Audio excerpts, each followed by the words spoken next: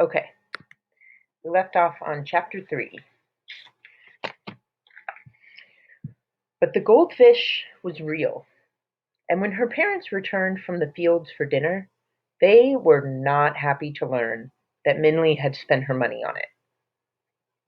"How could you spend your money on that?" Ma said, slapping the rice bowls on the table. "On something so useless. And we will have to feed it. There's barely enough rice for us as it is." I will share my rice with it," Minley said quickly. "The goldfish man said that it will bring fortune to our house." "Fortune?" Ma said. "You spent half the money in our house." "Now, wife," Ba said, sitting quietly. "It was Minley's money. It was her to do with as she wished. Money must be used sometime. What use is money sitting in a bowl?" "It is more useful than a goldfish in a bowl," her mother said shortly. "Who knows?" Ba said. "Maybe it will bring fortune to our house." "Another impossible dream," Ma said, looking at the plain rice in her bowl with bitterness. "It will take more than a lousy goldfish to bring fortune to our house." "Like what?" Minley asked. "What do we need to bring fortune here?" Ba said. "That is a question you will have to ask the Old Man of the Moon." "Ah, the Old Man of the Moon again," Minley said, and she looked at her father. "Ba, you said you would tell me the Old Man of the Moon story again today." "More stories," Ma said, and her chopsticks struck the inside of her empty rice bowl resentfully. "Haven't we had enough stories?" "Now, wife," Ba said again, "stories cost us nothing." "And they give us nothing as well," Ma said. There was a long, stony silence as Ba looked sadly into his rice bowl. Minley tugged at his sleeve. "Please, Ba," she said. Ma shook her head and sighed, but said nothing. So Ba began. The Story of the Old Man on the Moon. Once there was a magistrate who was quite powerful and proud. A magistrate is like somebody who makes laws. He was so proud that he demanded constant respect from his people. Whenever he made a trip out of the city, no matter what time, day, or night, people had to leave their homes, get on their knees, and make deep bows as he passed, or else face the brutal punishment of his soldiers. The magistrate was fierce in his anger as well as his pride. It is said he even expected the monkeys to come down from the trees and bow to him. The magistrate was harsh with his subordinates, or the people who work underneath him, ruthless to his enemies and pitiless to his people. Everyone feared his wrath, and when he roared his orders, the people trembled. Behind his back, they called him Magistrate Tiger.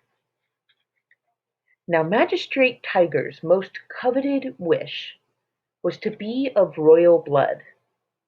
His every decision was crafted for that purpose. Everything he did was part of a strategy to achieve acceptance into the imperial or royal family. As soon as his son was born, he began to make trips and inquiries to gain influence, in hopes that he could marry his son to a member of the royal family. One night, as the magistrate traveled through the mountains, again on a trip to gain favor for his son's future marriage, he saw an old man sitting alone in the moonlight. The old man ignored the passing horses and carriages, the silk brocade and the government seal, and simply continued reading a large book in his lap, placidly fingering a bag of red string beside him. The old man didn't care, and his indifference infuriated Magistrate Tiger, and the magistrate ordered the carriage to stop. However, even the halting noises did not make the old man look up. So finally, Magistrate Tiger exited his carriage and went to the old man, who was still engrossed in his book. "Do you not bow to your magistrate?" he roared. But the old man continued to read.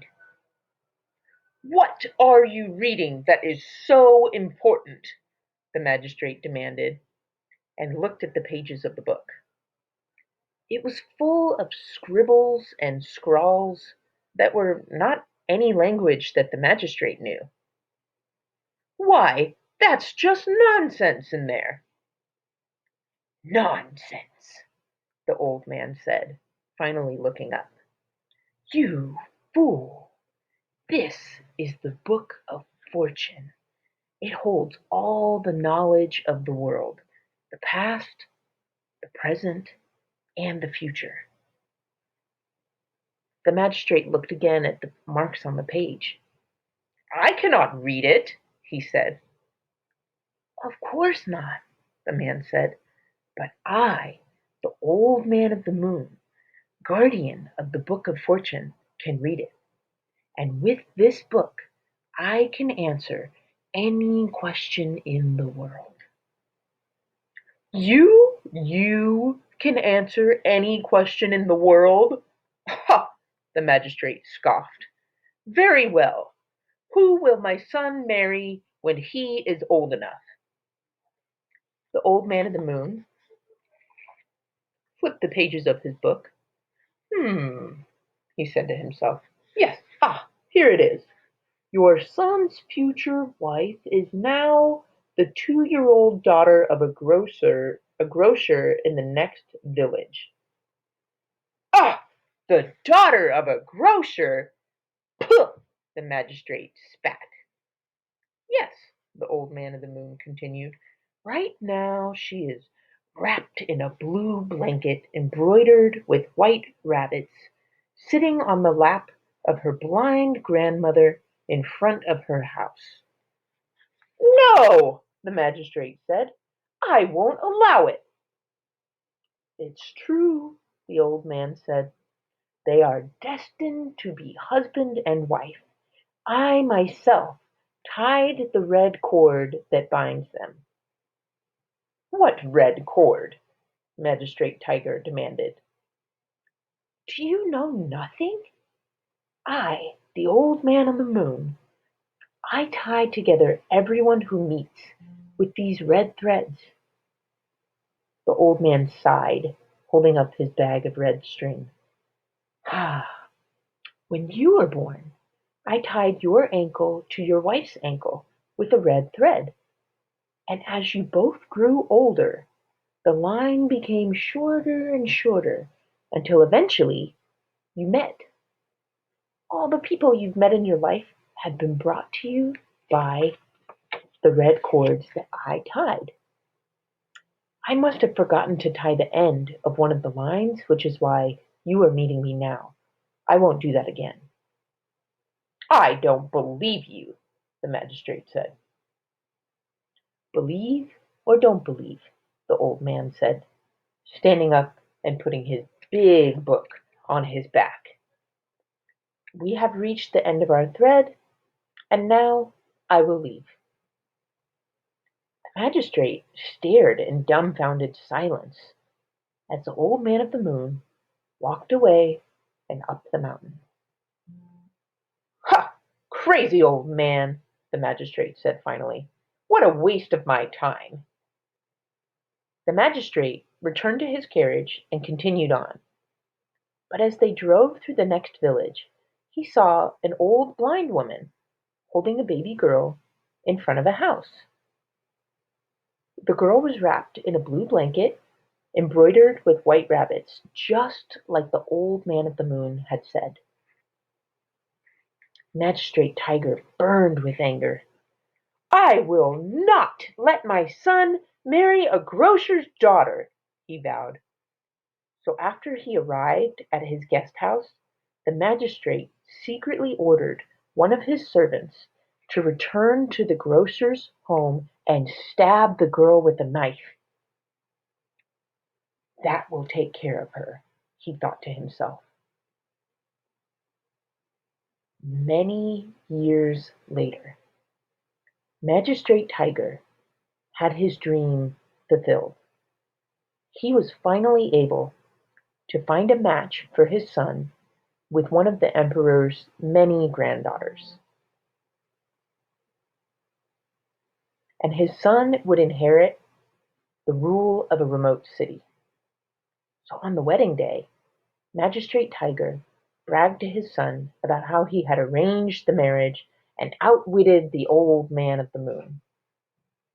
The son, who was nothing like his father, said nothing, but after the wedding ceremony, sent a trusted servant to find the grocer's family to make amends. In the meantime, he got to know his bride, and he was happy to find that they actually liked each other. He thought his new wife was beautiful. The only oddity about her is that she wore a delicate flower on her forehead. "Dear wife," he said, "why do you always wear that flower? Even to sleep, you never remove it." "It's to hide my scar," she said, touching her head in embarrassment. "When I was a child, no older than 2, a strange man stabbed me with a knife. I survived, but I still have this scar." And at that moment, the trusted servant came rushing in. "Master," he said, I made the inquiries that you asked for. In a flood many years ago, the grocer's family perished, except for the daughter. The king of the city, who was the emperor's 9th son, he adopted the daughter and raised her as his own. And that daughter is your wife." "Wow, so the old man of the moon was right," Minley said. "Of course he was," Ba replied. "The old man of the moon knows everything and can answer any question that you ask." "I should ask him how to bring fortune to our house," Minley said. "He would know. I'll ask him. Where do I find him?" "Mm, they say he lives on top of Never-Ending Mountain," Ba said. "But no one I have ever spoken to knows where that is." "Maybe we can find out," Minley said. "Oh, Minley," Ma said impatiently. "Bringing fortune to our house, making Fruitless Mountain bloom. You're always wishing to do impossible things. Stop believing stories and stop wasting your time." "Stories are not a waste of time," Ba said. "Stories," Ma said, slapping her hands against the table, making the water in the fishbowl sway as she stood up and left the table. "Stories are what wasted money on this goldfish." Minley stared down at her rice bowl. The few white grains left sat like precious pearls at the bottom of her bowl.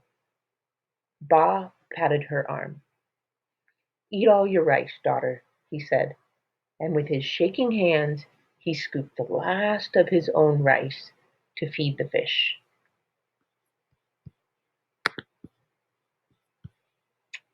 Okay, we're actually not going to stop yet. I'm just going to pause. All right, chapter 4. That night, Minley could not sleep. Ma's words echoed in her ears, and when she closed her eyes, She saw Ba's hand, shaking from hard work, feeding the goldfish. Ma is right, Minli thought to herself. The goldfish is just another mouth to feed. I can't let Ba feed the goldfish. Ma and Ba work so hard for every grain of rice. Ba shouldn't have to feed the goldfish too. So Minli slipped quietly out of her bed and crept to the table where the goldfish was. They stared at each other, and Minli knew what she had to do. Quickly slipping on her shoes and her jacket, she took the goldfish and left the house. It was late. The village was quietly asleep, and the stars above filled the sky like spilled salt on dried seaweed. Minli's footsteps seemed to hush the night as she made her way towards the Jade River. At the edge of the river, Minli looked at her goldfish one last time. The moon shone above, so even in the darkness of night, the fish seemed to burn a bright orange. Its black eyes sparkled at her. I'm sorry I can't keep you, Minli whispered. I hope you'll be all right in the river. And with those words, she emptied the bowl into the water. For a moment, the fish seemed shocked and was still, like a flickering flame on a match. Then it wiggled in the water and swam in circles, a joyful fire twirling in the water. Minli watched her fish and sighed. As the sound faded into the night, Minli realized that it was an echo of her mother's frustrated, impatient noise. Ma will never stop sighing unless our fortune changes, but how will it ever change? Minli asked herself. I guess that's just another question for the old man of the moon. Too bad. No one knows how to get to Never Ending Mountain and ask him anything. Suddenly, the fish stopped swimming and looked up at Minli. I know where it is, it said. The voice was high and soft, like the wind whistling through the reeds of the water. Minli stared. Did you say something? She asked. Yes, the fish said. I know how you can get to Never Ending Mountain and ask the old man of the moon a question. You're a talking fish? Minli asked, her words tumbling into each other with excitement. How can you talk? Ah, most fish talk, the fish said. If you're willing to listen. Of course, you have to want to hear. Oh, well, I do, Minli said, enthralled and eager. This was just like one of Ba's stories. She bubbled with excitement. How do you know the way to Never Ending Mountain? Oh, please, I've swum all the oceans and rivers except for one, the fish said. And on my way to the last river, the goldfish man caught me. I despaired in his cart, for I have seen and learned much about the world, including the way to Never Ending Mountain. But since you've set me free, I'll tell you. You've swum in all the oceans and rivers, Minli asked. The question spilled like overflowing water. Which river have you seen? Which river haven't you seen? Why have you traveled so much? Where is Never Ending Mountain? When did the river is the one river I have not swum, the fish interrupted, and I have waited a very long time to see it. So I would like to start as soon as possible. You can ask the old man of the moon all your other questions. Let me tell you the way to him so I can go swim. Minli nodded and asked no more. She realized she was having a conversation with a goldfish, which was very unusual. So instead, she decided to listen.